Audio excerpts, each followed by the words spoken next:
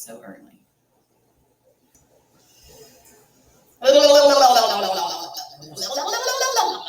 Leaked coffee out of the side of my mouth. Because it's gross coffee. Terrific. Can we just start the show? Do we have to? We have 155 subscribers. That's so weird. Love you guys. Hey guys. It's weird. Hi. It's weird. Thanks for It's weird. that. It is lovely. We're thrilled. We're confused. We're a little confused, but we're very excited. And we welcome all of you. On with the show. Hi there and hello. Hi. And welcome back to another episode of What the Fuck Did We Just Watch? That's Bug. That's May. I almost called you Maine. That's how we're doing this morning. Wow. Yeah. Lack of sleep is as good as any drug, and don't let anybody tell you differently. So, today I am excited about this. Because how much do we love horror? So much. So much. I mean, So much. we are horror addicts. We are gore hounds. Yes. Yes. Psychological thrillers, zombie movies, monster, like creature features. Yeah, I do love a good creature We feature. love all of it. Yeah. I do love a good creature feature. You know which creature feature doesn't get enough love and it pisses me off? What? The Wolfman. Do you remember that from it was like 2009 Yeah. to 2011, Benicio del Toro, Was Emily good. Blunt. I just am really pissed that such a beautiful creature feature got so much hate because people did hate it. It was like when in the early 2000s when Castle Films started to try and come out with like a new remake of William Castle movies each Halloween, things like House of Wax, which I love. That Ghost Ship. Oh, you know I love Ghost Ship. That is one of my favorite I movies. fucking love that movie so much. But anyways, in the interest of our passion, obviously, for horror, today we are watching 10 horror movie monsters that shouldn't have worked, but did. Here we go. All right, we're going to turn this up. I'm going to pause this for just 1 second and put the captions on because our last couple of episodes, nobody could hear the video, which... That's why we put the link in so that you Yeah. can watch them So separately. you can watch it separately. It's like watching the commentary, right? Like when you watch the commentary on a movie, and if you don't, what are you doing with your life? Yeah. You watch the commentary on a movie, you don't watch the movie with the commentary first. You watch the movie and then you go back and you watch it with the commentary, right? Like you watch the original content first. Exactly. Because when you new, That's what we do. Yeah. Anyway, No, like that we way, do that way you know what's happening. so you have before- context for the commentary. Yes. That's why we put the original link in the description so you can watch that and then come back and maybe watch ours. Hopefully. WhatCulture.com. What culture here with Interesting. 10 horror movie monsters. Give me something new. But did. Yeah, let me watch something new. Number 10, Cujo in Cujo. Only the wicked and sinister mind Stephen King could think about taking a creature so lovable as a dog and turning them into a horror story's hideous villain. Okay, I'm going to pause this real quick because It's already going to go off on a tangent. I am. Do you remember being very, very young? Our mom used to be the principal of our grade school when we grew up in the Midwest. It was awful. Yeah, you think we got hate from YouTube commenters? We've been through the fire, baby. Mm-hmm. Anyways, our mom was the principal of our elementary school.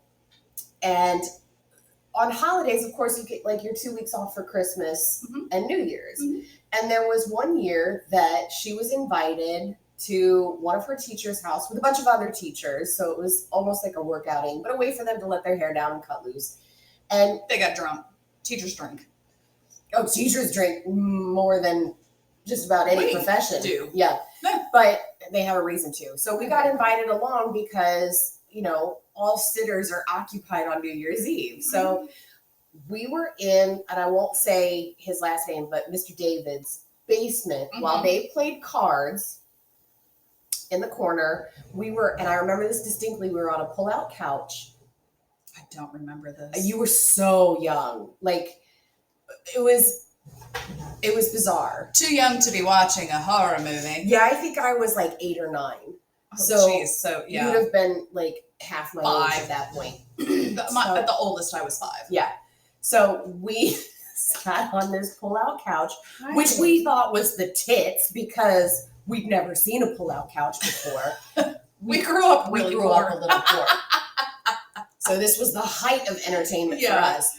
And they put on the VCR, Jaws and Cujo.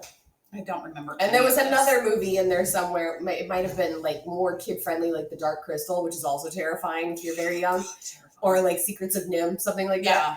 So, but Jaws and Cujo, I remember being absolutely riveted, but absolutely terrified by Cujo. So scared. Like, oh my God.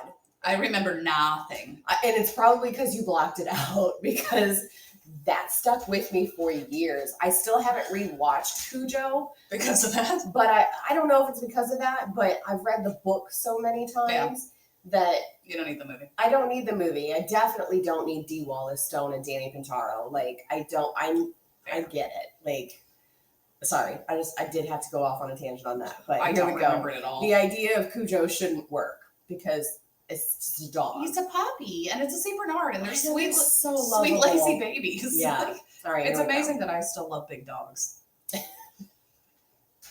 I think probably that's because you blocked this out. Like, I like a medium-sized dog, but The bigger, the better. yeah, kind of. They just eat and poop so much. Here we go. Cut all of that out. I'm not cutting any of that out. It almost feels like old Yella's revenge. Well, and the way they dressed him up with those roomy eyes and all the blood on his snoot. And Well, the idea of being attacked by a And the slobber. Yeah. hardly horror movie material. After all, dogs are man's best friend. And almost everyone And wants he to was be such a so good scared, dog. Right? Mm-hmm. Wrong. Cujo is a horrifying creature and will have even the stoutest of dog people petrified. More than just being a dog, the breed chosen happens to be that of a Saint Bernard. This is a breed that's widely Saint known Bernard.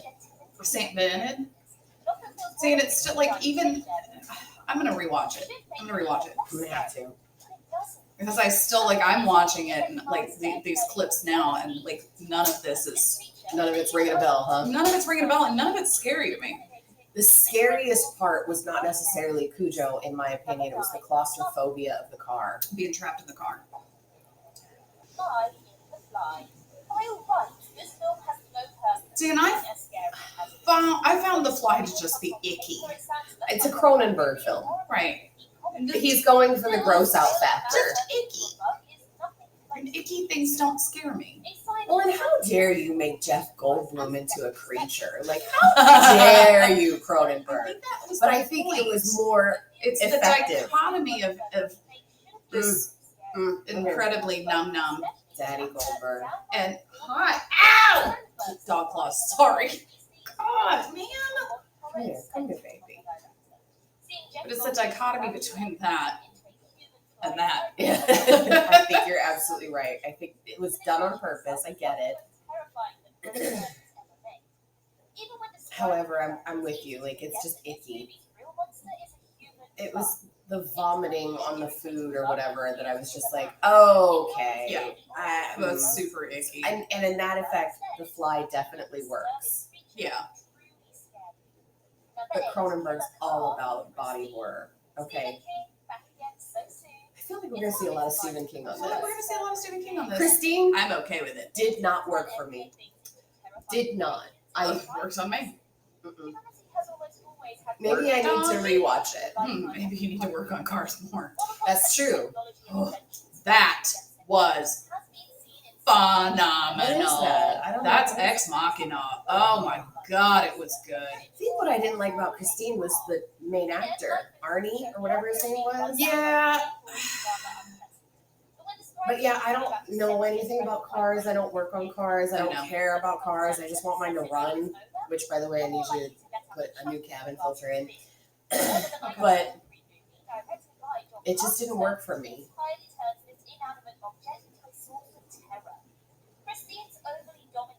No thanks. It was entertaining to I mean, watch I it want repair itself. I want a car that repairs itself Yeah. like that. And that's a great image. It really is. Yeah. I'm gonna stop this right now. We gonna have to discuss this one. Cause Okay. yes. The Ruins was an exquisite movie, and if you disagree, I don't think we can be right friends. off. I don't think we can be friends. I can't even articulate. I see that. Have some more coffee. You'll work on it. The Ruins remains to this day one of my favorite horror movies. Mina agrees. Come here. Mina's very in agreement. I think it works because one, it starts out with these 4 at 5 with Joe Anderson. Oh, I love Joe Anderson.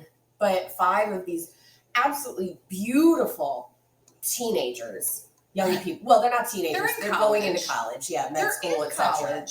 Anyways, they're on their spring break and they're in this idyllic, like Mexican resort area. They're drinking, they're fucking, they're having a great time, they're swimming, they're like, so it goes from that to their absolutely feral reactions by the end of it to A, the vines, and B, each other, and C, their own body. Yeah.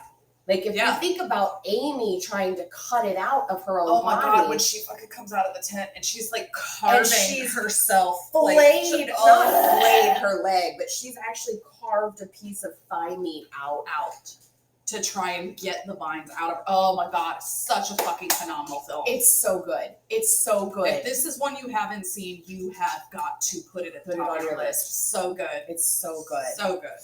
And the fact that it was produced by Ben Stiller tickles me. Right? He was the one who was like, I think for his whatever his production company was, he's like, I think we need to do something a little outside the box. And they chose this project. It's amazing. It's amazing. Hardly terrifying, but you don't understand. Joe Anderson. Okay, yeah, The Happening did it wrong. Very wrong. And the just their descent into insanity as it like deteriorating. Yeah. And they're hungry and they're dehydrated. And it's like they're dirty. And like it's when she talks about like hearing it. I can feel it. I can hear it in my head. Like, oh God.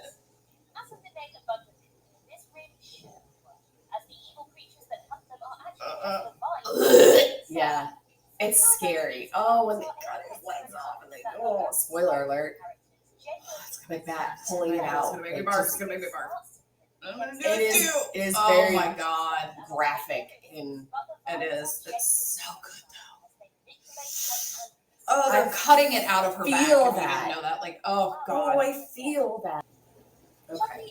Oh my nose is itchy. I had to get more coffee. Chucky doesn't do it for me. I like dolls and children are terrifying, and like a child doll also terrifying. But for some reason, Chucky just has never. It's too camp. Yeah. However, Brad Dourif as the voice of Chucky Fucking wonderful. is inspired. Fucking wonderful. And in the remake, it was Mark Hamill. Mm-hmm. Mark Hamill is a massively underrated voice actor. He will always be my Joker. I don't think he's massively underrated. Like, everybody knows him as Luke Skywalker, the Joker. Just as a voice actor. Oh yeah, no, Just he's as been a doing voice voice. actor. He was doing voice acting before he was cast as Luke Skywalker. Yeah. No, I love him. Love him too. Despite all of these logical setbacks, Chucky is genuinely terrifying thanks to his creepy design, the fact that it keeps coming back, and the That's the only one I really disagree with. Like solidly. Mark Hamill in the 2019 remake. Number 5, the Pale Lady in Scary Stories. Yes. I have to agree with this that it Yes. shouldn't work, but it does. Scary Stories of They did such a good job in these of like Bringing those those illustrations. illustrations in the books to life. Yeah. They are haunting. Yeah. It's incredible. Yeah. I was really impressed by it. Mm-hmm. This one specifically. Looking at her design and even watching her in the movie at first really isn't so she looks like that smile and the squinty eyes looks like it should be so Childlike. genial and Yeah. and lovable and She is not at all. no, that was a good one. That's good. And I think it's the relentless creep. Oh, That's God, always yes. effective. Yeah. That's why Michael Myers was always so good in the first couple movies. Is like you It never doesn't matter saw what you do. you never saw him run, but he was just always right there. When it comes to thinking of the classic monster movie lineup, your thoughts will likely go to some obvious names like Yeah, I would have to agree that but it's quite likely that you might have forgotten about their kid, Gilman. isn't that the creature from the Black Lagoon? Yeah. Not Gilman. Yeah. Gilman makes him sound like that's just his last name. It's just Right. Gilman. Right. Thanks to his influential legacy, you'd imagine that even looking or thinking about the species would be enough to You wouldn't want it touching you underwater. Really, it's not. I mean, so in that way, it's very effective. No, that is very true. Is he conducting an orchestra? So weird, he had a little conductor's baton. That was a harpoon in his side. Oh, okay. I'm not paying attention. There is a reason that this figure is still considered a vital member of Okay, that's frightening. and it's because his ability to hunt on land But then The Shape of Water came out, and Doug Jones was, well, first of all, Doug Jones. Doug Jones. He was just But Doug Jones. it was such a kind of beautiful love story, despite Yeah. being creepy. The blob is hardly a scary sounding creature, and it likely doesn't take much to convince anyone. I disagree with this one too. Again, with the just icky. Yeah, Just icky. and again with the relentless creep. Like, Yeah. Which is scary, but when it's just icky and not scary, it's not. see, that just looks like the ooze from Ghostbusters 2. Yes. Hi, sweetheart. That and it just kind of like digested you. Yeah, that's disgusting. I mean, it's just very intestinal. Yeah. All right? Like, Yeah. It's just intestinal. Sloppy. Ugh. Sounds like a funny bit, not a horrible monster. It is actually very convincing. As the Look at those concept of effects. a Oh my gosh. I know. and has no remorse or emotion is a terrifying prospect. Blech. Yeah, no, that's awful. It's vomit-inducing. Don't get me started on those movies. We're talking about horrible. It's far scarier than it sounds when you call that entity the man in Pan's Labyrinth. And earlier, everyone Yes, talked about the pale absolutely man. Now it's time terrifying. to talk about the pale man. Hopefully the pair aren't related. And Because again, everything in that film was so disconcerting. Yeah. It was so uncomfortable. Yeah, and not just the monsters. Yeah. The child-eating beast only appears in one scene. I mean, even Pan in that. Yeah. Like the fawn The who fawn. like portrays the mythical fan, the Pan.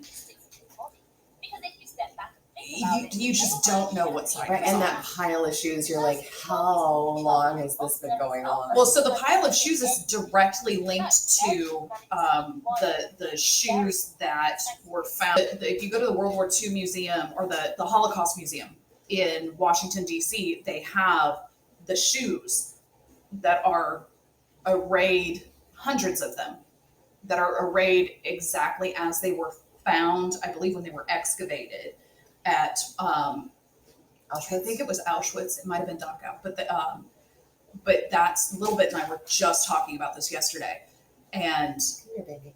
like just the that image of all of those shoes as they were found, and just like those. That's where those people died. That's Well, where they were.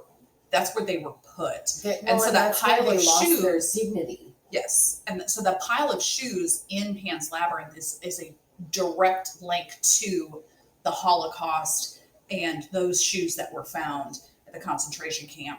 And so like it is absolutely linking her real world and this fantasy world, and it is horrifying. And again, we got to talk about Doug Jones is absolutely perfection in his body acting. Yeah, I don't think it's going to be on this list, but it may be. The Ice Cream Man in Legion. Yeah. Legion was not a great movie. I mean, it wasn't bad, wasn't great. Lucas Black takes me out of it every fucking time. Adrian Palicki takes me out of it. However, too. you get Paul Bettany and Kevin Durand. Oh my God, as battling it out angels. as angels. Like, come on. And then you get Doug Jones, who is just like his portrayal of the Ice Cream Man is just. That's just gross. I adore him. Yeah. But I like that they have him designed with the skin hanging off him as if he were an enormous person at one point and has just been slowly starving in between. Starving because meals. Yeah. Yes. Oh, he's so good. And of course, the eyes and the hands are vomit Those inducing big alone in all of the movies. I don't think slow zombies. They don't scare me.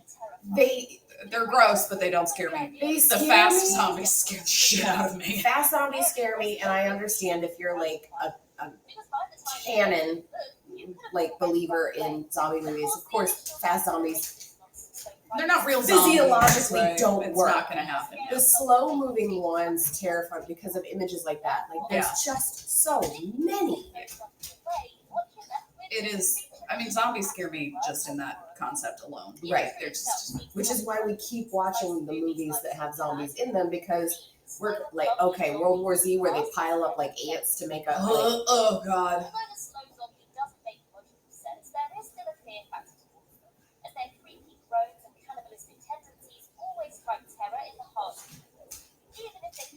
I'll bring up Dead Snow once again. So, No. First of all, horror. I'm all about it. I'm all about it. Second of all, creatures that shouldn't have worked but did. Okay, so I know we were poo-pooing some of them, like the Blob and the Fly and such, and when you keep the concept of like creatures that shouldn't have worked but did, yes, I agree with all of them. Right. I do agree. Even though I didn't find them all scary, I still agree with them being creatures that shouldn't have worked that did. Yeah, I agree. Like the pale lady from the Scary Stories to Tell in the Dark should not have worked. And Totally yet, did. Christine. Yeah. Shouldn't have worked. Yeah. Totally did. Didn't do it for me, but I get the cultural impact that it had. Mm-hmm. I get the kind of terror aspect of it, because a car that repairs itself and declares loyalty to somebody, like that's icky. I don't like that. It's expensive. Like, but anytime you put something into horror, I'm gonna give it at least half a chance. Oh God, yes. You know, I give every horror I watch a chance. I want it to be effective. I want it to be not necessarily believable, because then no, you suspend belief. You suspend It takes your belief. like all horror out of it. Yeah. Unless you have a movie about taxes. Yeah. Going to work. Real estate. Oh wait, that was Glenn Ross. It's fantastic. Oh, it's a fantastic movie. But no, as far as these being creatures that shouldn't have worked but did, I kind of disagree with the shouldn't have worked part. Yeah. Necessarily, because they were put in place to be effective, to be scary, and to do exactly what they did. Evoke a response from the audience, and they did. Yeah. So, give or take, I'm still gonna watch crap horror movies. Oh, sign me up. Yeah. Like, the shittier the better. Absolutely. Like, do you remember Shaun of the Dead? I fucking love that movie. For those of you we that need don't to find know, that and buy it. Like, it is so good. It's in my cart on Amazon. Well, we're getting it. For those of you that don't know, obviously Shaun of the Dead, huge success, launched the international career of Simon Pegg and the like, and was one of the best horror rom-coms ever made. So wonderful. A Zom rom-com. A Zom rom-com, yeah. But in 2011, Mexico presented us with Shaun of the Dead. which was every bit as so ridiculous and good. fun as Shaun. Well, so, and this is the beautiful thing about Juan of the Dead was like it was ridiculous and it knew it. and knew it, but also was serious and endearing. Deadly serious. Yeah. When it,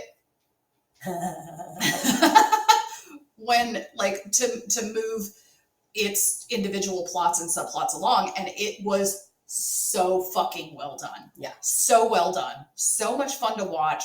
Like you are terrified, you laugh, you cry, it becomes a part of you. Like it is fantastic. It's terrific. So check out Juan of the Dead if you Juan want to see Juan of the Dead. movies that shouldn't work but do, horror movies that shouldn't work but do. It's absolutely delightful. That's fine. On that note, thank you for watching another episode Thanks. of What the Fuck Did We Just Watch? We hope you enjoyed it. And make sure you like and subscribe. I will put the link to the original video that we watched, as always, in the description so you can watch that and come back here and enjoy our commentary or not. Don't really care. But if you do like it, make sure you leave a like. Please. Please let us know what you like and what you don't like. So and where to YouTube steer it. knows, that we're out there and that we can keep producing content for you, however much you like it or dislike it. But for those 155 subscribers, which is so weird, We love you and we thank love you. you. We're so appreciative of your support for the channel. All right. Anyways, that does it for us, and we'll see you next week. Thanks for watching.